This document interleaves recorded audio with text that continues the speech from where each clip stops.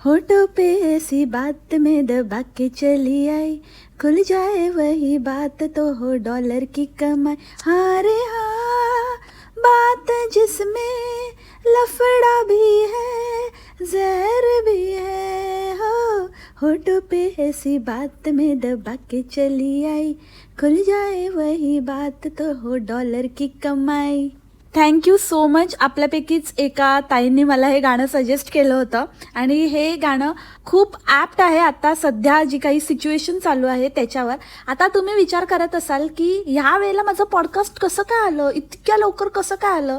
Actually मी अजून लवकर टाकणार होती, पण थोड्या अजून कॉमेंट्स येण्याचा मी वेट करत होती, कारण इतक्या कॉमेंट्स येत आहेत कालपासनं. जेव्हापासून वहिनाबाईंचा व्हिडिओ आलेला आहे तेव्हापासून काही लोक म्हणत आहेत की वहिनी अशी आहे, काही लोक म्हणत आहेत की वहिनी भोळी भाबडी आहे, काही लोक म्हणत आहेत की वहिनी गोल गोल फिरवून बोलते, तर काही लोक म्हणत आहेत की नाही प्लीज तिला निगेटिव्ह कॉमेंट करू नका आणि ती खूप चांगली आहे, तिला सपोर्ट करा. तर आज आपण ह्याच विषयावर थोडंसं बोलणार आहोत, कारण प्रत्येकाला मी रिप्लायमध्ये डिटेलमध्ये सांगू शकत नाही.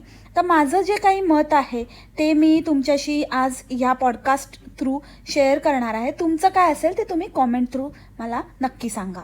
सगळ्यात महत्त्वाचं म्हणजे त्या वहिनीला इतकं व्हायरल करणं थांबवा. जरुरी नाही आहे की आपल्याला जी व्यक्ती आवडत नाही त्या व्यक्तीच्या अगेन्स्ट असणारी प्रत्येक व्यक्ती ही चांगलीच असेल, जेन्युइन असेल.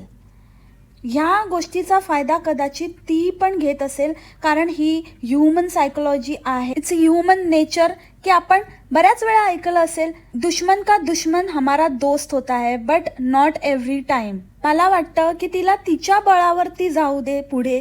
जर तिला जायचं असतं तर ती ह्या आधीच तिचं चॅनल होतं, ते चॅनल तेव्हा ग्रो झालं नव्हतं. का नव्हतं झालं, का नाही तेव्हा, आणि आता अचानक एवढे सबस्क्रायबर्स वाढले. ह्या गोष्टीचा तुम्ही फक्त ह्या गोष्टीचा विचार करा, बाकी सगळं सोडून द्या. आणि दुसरी गोष्ट म्हणजे की एकदम ब्लँक होऊन जस्ट बिकॉज ती बोमलीच्या अगेन्स्ट आहे म्हणून ती जे काही बोलते ते चांगलंच आहे आणि ते बरोबरच आहे असं होत नाही. As a layman, as a third person थोडा सारासार विचार करा. तर आज मी तुम्हाला या दोन बाजू समजावून सांगणार आहे. मी कोणाचीही बाजू घेणार नाही आहे, कारण का मीही तुमच्यासारखीच आहे. मलाही माहिती नाही आहे नक्की काय चाललं आहे काय नाही. जे दिसतंय त्याच्यावरच मी बोलते, त्याच्यावरच मी अंदाज बांधते. आता काल जी मी 2 लग्नांची जी गोष्ट सांगितली, जे काही मी बोलली, ते दोघं सारखे दिसतात आणि हे दोघं सारखे दिसतात आणि ते मावशी ही त्याची मावशी होती पण हिची मावशी नव्हती, हिच्या आईची बहीण नाही आहे ती, मग ही मावशी कोण. तर हे सगळे जे गेसेस आहेत हे फक्त गेसच आहे. हे मी फक्त जस्ट एक अंदाज बांधला आहे, जे काही पाहिलं, जे काही ऐकलं त्यावरून. आता आपण एकेकाची बाजू समजून घेऊया. सगळ्यात पहिले बोंबलीची साईड. सगळ्यात महाभयंकर चूक किंवा कुठे ती अडकली असेल, कुठे ती फसली असेल, पावलोपावली तोंडावर आपटत असेल, तर ते म्हणजे स्वतःला प्रूव्ह करणं की बाबा मी हे सगळं एकटी करू शकते, मी खूप इंडिपेंडेंट आहे, मी खूप साऱ्या गोष्टी स्वतः एकटी पेलवून धरू शकते किंवा मी सगळ्या गोष्टी सांभाळून घेऊ शकते, झेपवू शकते, मी स्मार्ट आहे, I can handle things on my on. किती ग बाई मी हुशार, किती ग बाई मी हुशार. ह्याच नाटकामुळे ती मागे पण फसली होती आणि आत्ताही फसली. मागे थोडं बचनासारखं साऊंड निघाला. तर लास्ट टाईम जेव्हा ते काही रेसिडेंट कार्डचं जे ब्लंडर झालं त्यामागे पण हाच अट्टाहास होता की मी कसं 2 मुलींना घेऊन एकटी ट्रॅव्हल केलं, मी कसं त्याच्याशिवाय मॅनेज केलं, तिथे जाऊन मी कसं काय सगळं मी एकटी राहिली आणि माझ्या 2 मुलींना पण व्यवस्थित सांभाळलं.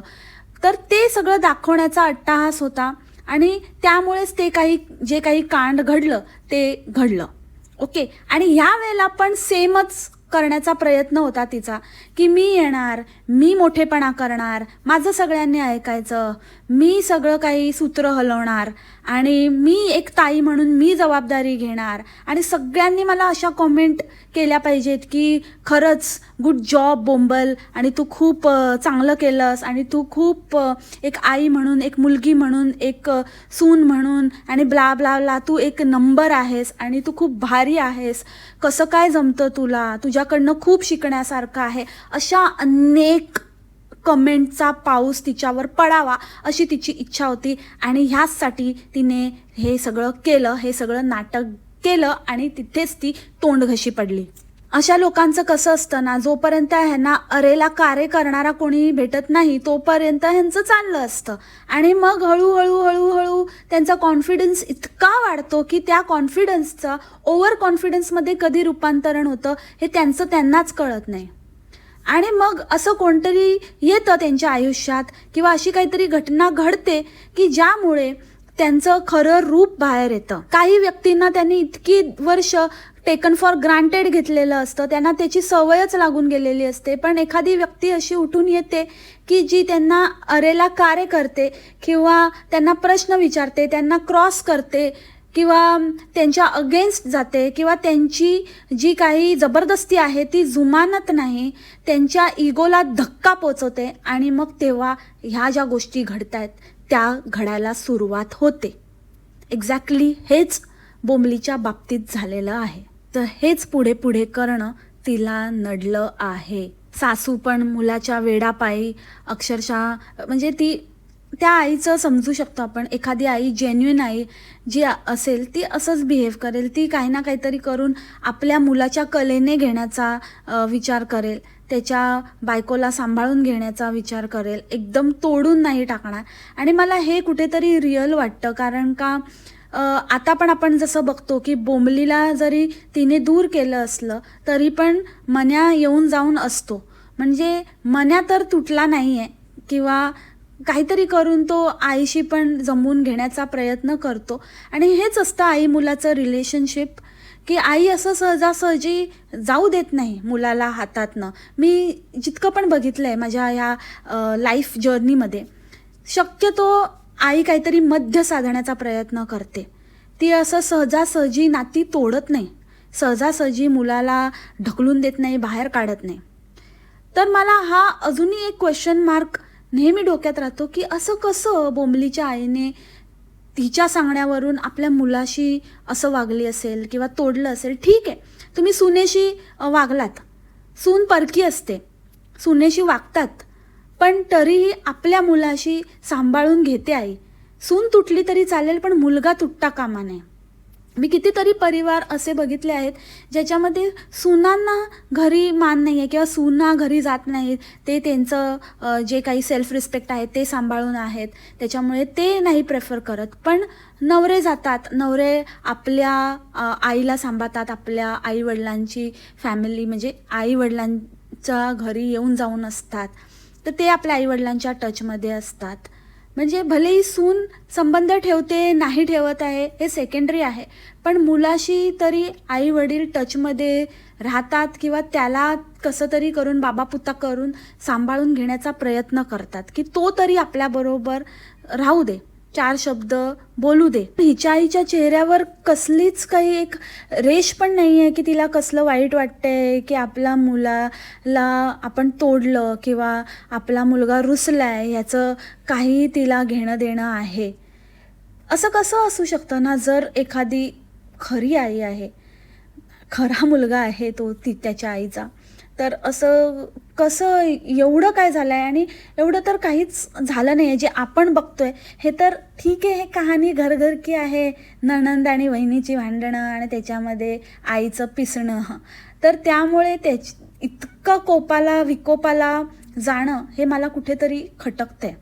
म्हणजे म्हणून मला तो डाऊट आहे की या सगळ्याच गोष्टी माझ्या डाऊटला आणि खतपाणी घालत आहेत. किंवा दुसरा अँगल ह्याच्यामध्ये मला असं वाटतं की परमेश्वर कधी कधी आपल्याला काही गोष्टींचे सिग्नल देत असतो आणि ते सिग्नल आपण राईट टाईमला आपल्याला गेस करावे लागतात.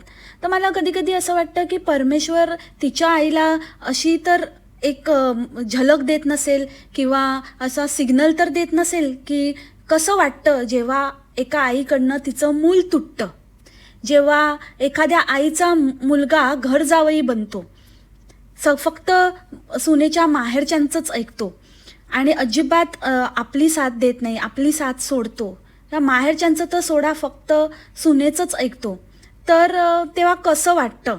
तर ती झलक कदाचित दाखवण्याचा प्रयत्न होत असेल आणि ते काकूंना आज न उद्या कधीतरी कळेल, रिअलायझेशन होईल. आता मला असं वाटतंय की इवन जे आता लग्न झालं आहे त्याचं पण काही अंशी असंच होणार आहे, कारण त्याच्या बायकोकडची फॅमिली थोडी जेन्युइन वाटते आणि ह्यांच्यासारखी फेक नाही आहे, फक्त कंटेंटसाठी नाती जपणारी नाही आहे.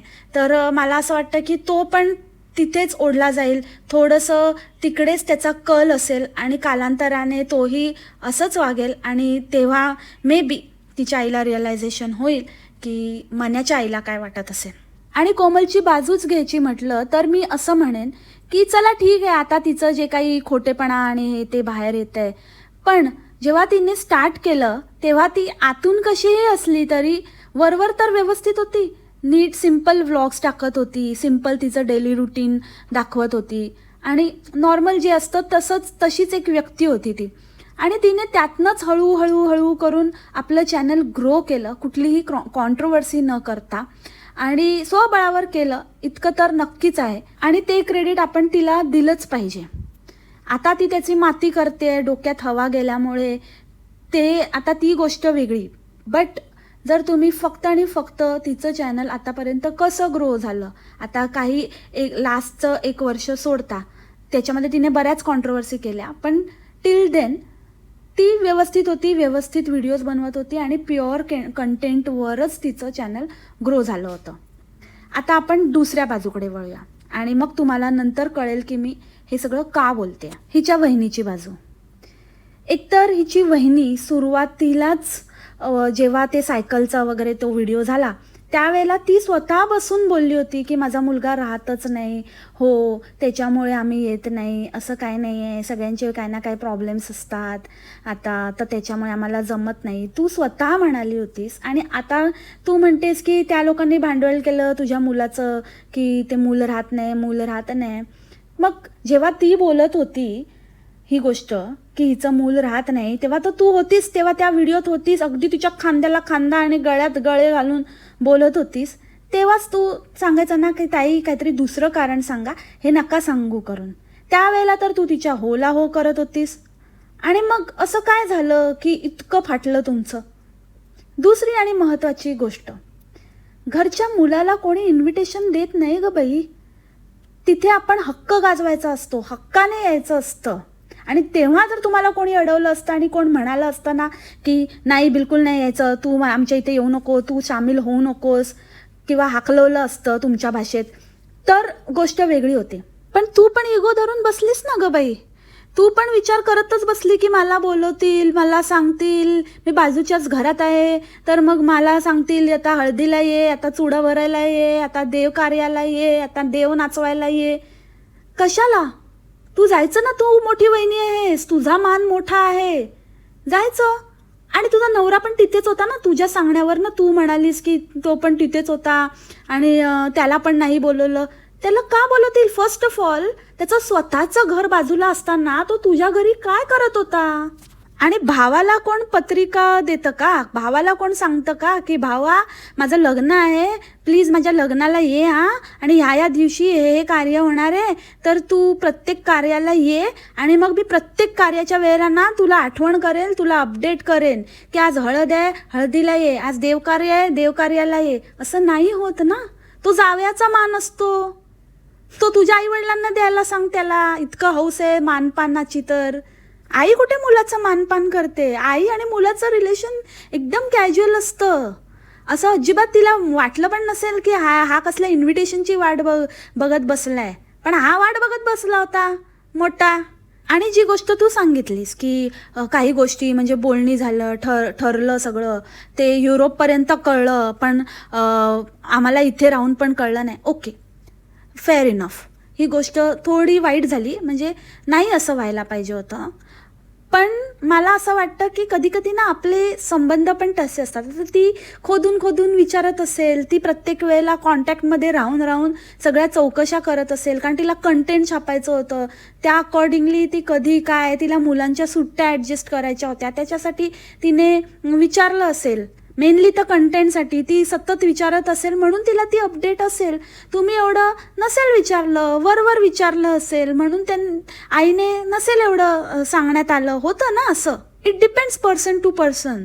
कोणतरी डोकं खाणारं असेल, सतत सतत तेच विषय चघळणारं असेल, तर तिने काढून घेतलं असेल आईकडनं. आणि आई आणि मुलीचं बोलणं जास्त होतं, डीपमध्ये होतं. मुलांना एवढी काही पडलेली नसते. आई पण मुलांशी एवढं काही ओपन होऊन बोलत नाही, एवढं घुसून आतमध्ये बोलत नाही. आणि तुझ्या सासूशी कसे संबंध आहेत ते आता मला दिसतंच आहे. त्याच्यामुळे तू पण काही क्लोज आहेस आणि त्यांच्याशी रोजच्या रोज तासन तास गप्पा मारते असं तर चित्र नाही आहे. त्याच्यामुळे तुला नसेल सांगितलं. थोडं आपण पण बघायचं ना, आपले किती घनिष्ठ संबंध आहेत आपल्या सासूबाईंशी. आई आणि मुलगी तासन तास बोलतात ग, चाड्या करतात आणि चकाट्या पिटतात आणि नंतर हे पण बोलतात की जाऊ दे आपल्याला काय करायचंय. हे तर मीम पण एकदम व्हायरल झालंय. तर त्याच्यामुळे तेवढं मनाला लावून घेऊ नये की तिला कळलं पण मला नाही कळलं. ती मुलगी आहे शेवटी. आता तिसरा मुद्दा, तू म्हणालीस मी माझा अपमान सहन केला, पण माझ्या नवऱ्याचा आणि मुलाचा अपमान मला सहन नाही झाला. ओके, पहिली गोष्ट म्हणजे तुझा नवरा होण्याच्या आधी त्याचा मुलगा आणि तिचा भाऊ आहे. ओके, सो त्यांनी त्यांचा अपमान केला, ते भावंड उरावर बसतील एकमेकांच्या, आपण लांब राहायचं. दुसरी गोष्ट, मुलाचा तुझ्या अपमान झाला तर तू तो सहन नाही करू शकली आणि म्हणून तू हे पाऊल उचललं आणि तेव्हाच तू ठरवलंस की आता बिलकुल जायचं नाही, त्या दारात नाही जायचं, त्या हे नाही करायचं. पण मी काय म्हणते, जर इतकंच होतं ना, तर एखाद्या आईला इतकं जर मनाला लागलं असतं ना, मी दार ठोकावून विचारलं असतं की असं का केलं ताई, माझ्या मुलाने काय केलं होतं, काय चुकलं होतं. हे मी केलं असतं. हे मी आज ऑन पॉडकास्ट बोलते. असं मागून मनात ठेवून नंतर असं काढत बसली नसती. तोंडावर तिथेच दूध का दूध पाणी का पाणी केलं असतं. ही असते आई. मानलं असतं मी तुला. मी सासूला पण वेठीस धरलं असतं आणि ते नंदेला पण विचारलं असतं आणि सासूबाईंना तर पहिले विचारलं असतं की बाबा हीच किंमत केलीत का मुलाची. तू ह्यातलं काहीच न करता, त्यावेळेला काहीही न बोलता नुसती आतल्या आत कुढत बसली आणि हिच्यासाठी व्हिडिओचं प्लॅनिंग करत बसली, असं मला कुठेतरी असं वाटतंय. राहिली गोष्ट, मला काहीच करता येत नाही, मला नाही माहिती कसं काय करायचं आणि मला यूट्यूबचं काहीच नाही माहिती वगैरे. हे व्हिडिओ काढायचं तुला बरोबर समजलं, टॅग्स टाकायचे बरोबर समजलं, कोणाला कसं टॅग करायचं, कॉमेंट्स ऑफ करायच्या, या सगळ्या गोष्टी बरोबर समजलं. येईल हळूहळू. पाण्यात पडलं ना पोहायला शिकतो माणूस. आणि हेच लोक असतात ना, हे असे भोले भाले आणि असं गरीब आणि असं आव आणून असं लोकांना उल्लू बनवतात. माझ्या मंडळींना फक्त इतकंच सांगणं आहे, अंधभक्त कोणाचेच बनू नका. अगदी माझे सुद्धा बनू नका, कोणाचेच बनू नका. आपल्याला हेच तर नष्ट करायचंय, हीच तर गोष्ट नकोय आपल्याला. आपल्याला सारासार विचार करणारे लोक पाहिजेत, जेन्युइन लोक पाहिजेत, जे कुठल्याही भूलथापांना बळी पडणार नाहीत, जे कुठल्याही इमोशनल ड्रामाला बळी पडणार नाहीत. आज ह्या इमोशनल ड्रामा करून एनकॅश करायचा प्रयत्न करते, लाईमलाईटमध्ये येण्याचा प्रयत्न करते, व्हायरल होण्याचा प्रयत्न करते. गरीब आहे. काही लोकांनी तर अशा पण कॉमेंट्स केले की जाऊ दे, गरीबाचं काहीतरी चांगलं होतंय. अरे मग आपण कुठले मोठे बंगले बांधलेत, नाही आपण पण कुठले श्रीमंत आहे. आणि हे लोक तरी कुठले श्रीमंत होते, हे पण तर तुमच्या आमच्यासारख्यांच्या जीवावर मोठे झाले. मग उद्या ही मोठी झाली तर ही माज नाही करणार कशावरून. त्यामुळे गरीब श्रीमंत, त्याच्यानंतर कोण कोणाचं दुश्मन आहे, कोण आपल्या बाजूने बोलतंय, ह्या सगळ्या गोष्टींना प्रायोरिटी न देता कोण खरं आहे, कोण पटेल अशा गोष्टी करतंय, त्या गोष्टींना प्राधान्य द्या. मी असं नाही म्हणत की तिच्या वहिनीला सपोर्ट करू नका, करा, सपोर्ट करा. तुम्हाला जर वाटतं ती बरोबर आहे नक्की करा, पण आंधळा सपोर्ट करू नका किंवा खूप जास्त हाईप नका करू की प्लीज तुम्ही जाऊन बघा, प्लीज तुम्ही असं बोलू नका, प्लीज ती खूप चांगली आहे, अशा गोष्टी करू नका. कारण फक्त आपल्याला जे दिसतंय ते वरवरचं आहे, हे इतकं सोपं प्रकरण नाही आहे, हे खूप सेन्सिटिव्ह आहे. राहिला प्रश्न मन्याचा, मन्या भांडणात कसा काय आला, मन्या का भांडला, तर बोंबलीचं सगळं काही कॉमेंट्स ना रिप्लाय करणं किंवा कॉमेंट्स अप्रूव्ह करणं, त्याच्यानंतर व्हिडिओ एडिट करणं, ही सगळी कामं मन्याच करतो. ते फिल्टर बिल्टर लावायची कामं पण मन्याच करतो. त्याच्यामुळे त्याच्या हातात होतं की कुठल्या कॉमेंट्स अप्रूव्ह करायच्या, कुठल्या कॉमेंट्स नाही करायचं. तर त्यामुळे त्याने ह्या अशा कॉमेंट्स ठेवल्या, तर अल्टिमेटली त्याला क्वेश्चन करण्यात आलं, त्याच्यावर ते सगळं आलं, म्हणून तो भांडायला लागला वहिनीबरोबर. मी फक्त नाटकं करते बास कॅमेरासमोर, बाकी ही बाई काहीही करत नाही. त्या मन्याला पुरता बैल मॅनेजर करून ठेवलेला आहे. आता नेक्स्ट मुद्दा, की वहिनी बोलली की मला जर करायचं असतं तर मी पहिलेच केलं असतं, मी पहिलेच चॅनल ओपन केलं असतं, पहिलेच व्हिडिओ टाकले असते, मी आत्तापर्यंत का वाट बघितली असती. तर वहिनाबाई, तुम्ही हे सगळे पराक्रम केले, तुम्ही ट्राय केलं, तुमच्या नवऱ्याचं चॅनल होतं, त्याच्यावर तो फूड रिलेटेड वगैरे काहीतरी व्हिडिओ टाकायचा, पण ते नाही चाललं. आणि बोंबलीने बोंबली, कुचकी बोंबली, तिने सांगितलं असेल की बाबा मी चांगल्यासाठी पण काही माझ्याकडनं अपेक्षा करू नका, माझ्या नावावर मोठं नाही व्हायचं, मी कोणाचं नाव न घेता झाली तसं तुम्ही तुमच्या प्रयत्नांवर व्हा. आणि विच इज फेअर इनफ, म्हणजे बरोबर आहे, मी पण त्याच मताची आहे. पण आता चॅनल ओपन करून आता हे व्हिडिओज काढण्याचा उद्देश हा आहे की आता एनिवेज फाटलंच आहे आणि चांगला कॉन्ट्रोवर्सीला मुद्दा पण आहे आणि ताईंना काय सांभाळून घ्यायचं नाही आहे. आता ताईंशी वाजलंच आहे तर चांगला मुके पे चौका पण मारून घेऊया, ताईंना काय वाटतंय ते वाटू दे, गेल्या उडत ताई. आता तर काय तसं पण ताईंशी जुळवून थोडीच घ्यायचं आहे आपल्याला. तर त्या सगळ्या गोष्टी जुळून आल्या आणि हा व्हिडिओचा घाट घालण्यात आला आहे.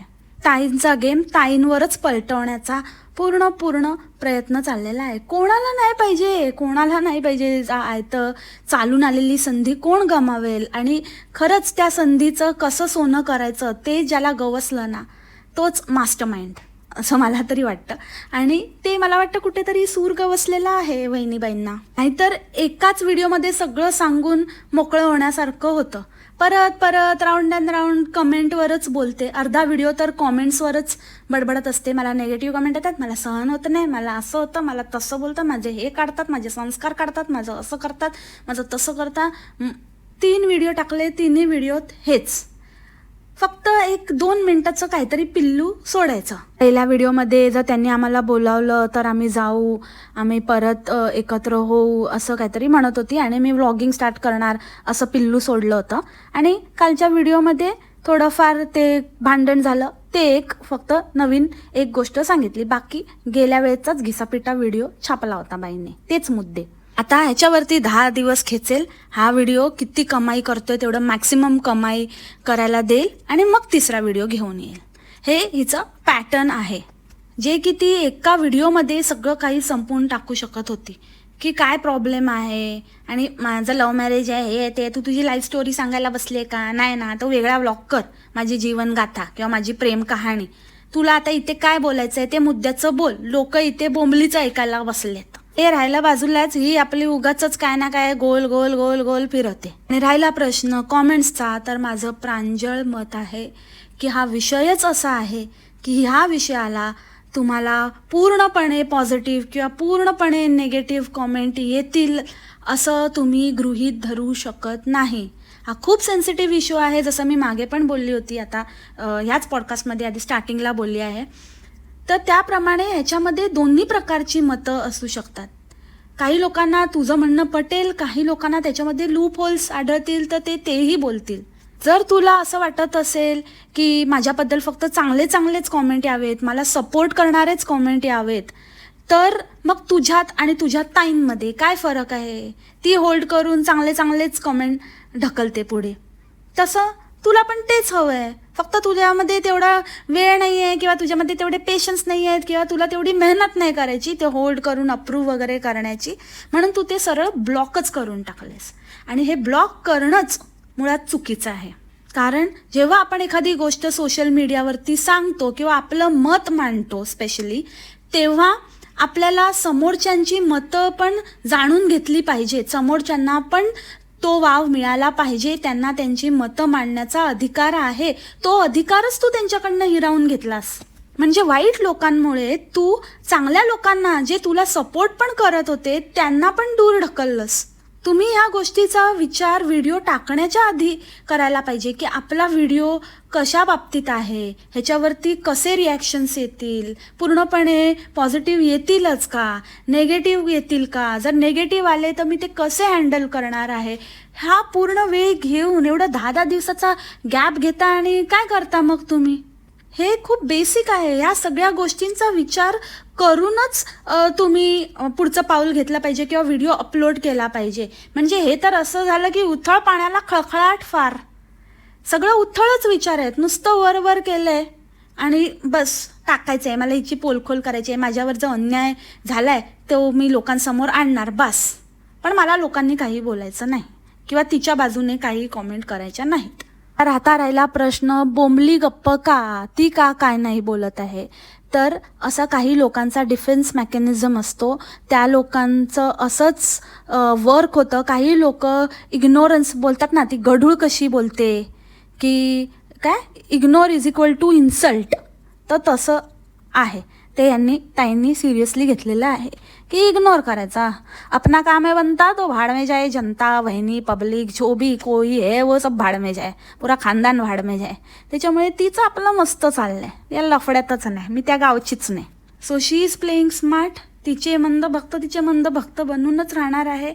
आणि तू मला वाटतं जर लवकर काही नीट बोलली नाही, स्पष्टपणे बोलली नाहीस, असंच गोल गोल फिरवत राहिली आणि खेळत राहिली, तर जे लोक जे थोडेफार तुझ्या बाजूने आहेत ते लोक पण लवकरच लांब जातील. कारण लोकांना एवढं रटाळ आणि एवढं तंगवून धरलेलं कोणालाच आवडत नाही. कारण लोकांचे स्वतःचे स्यापे खूप आहेत, त्यांच्या लाईफमध्ये आधीच स्वतःचे टेन्शन्स खूप आहेत, त्याच्यामध्ये तुमची फालतूगिरी आणि तुमचं हे तंगून धरणं आणि गेस गेम आणि काय झालं असेल याचा सतत विचार करत बसणं हे त्यांना शक्य होणार नाही.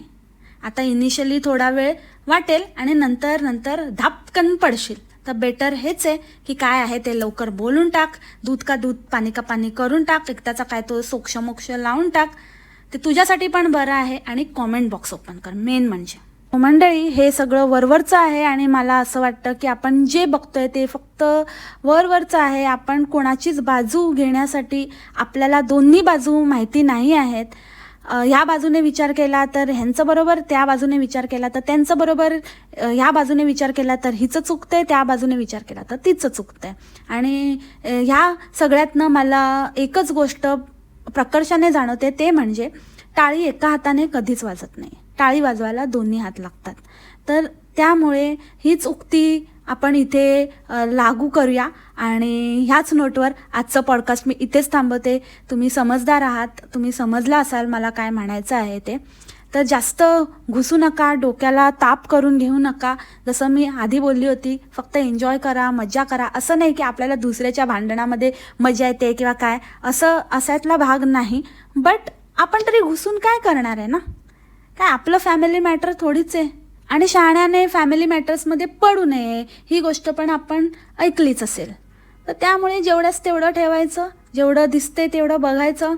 ज्यांना सुबुद्धी मिळायची आहे त्यांना सुबुद्धी मिळो आणि ह्यातनं बोंबलीचं खरं रूप जगासमोर येऊ हीच माझी प्रार्थना आहे. तर याच नोटवर आजचं पॉडकास्ट इथेच थांबवते. आय होप तुम्हाला आवडलं असेल. भेटूया आपण नवीन पॉडकास्टमध्ये, आज नाही आता उद्या. नाहीतर वाटेल तुम्हाला संध्याकाळी अजून एक पॉडकास्ट येणार आहे की काय, तर नाही. तर चला मग भेटूया उद्या. Bye bye, take care, मासलामा.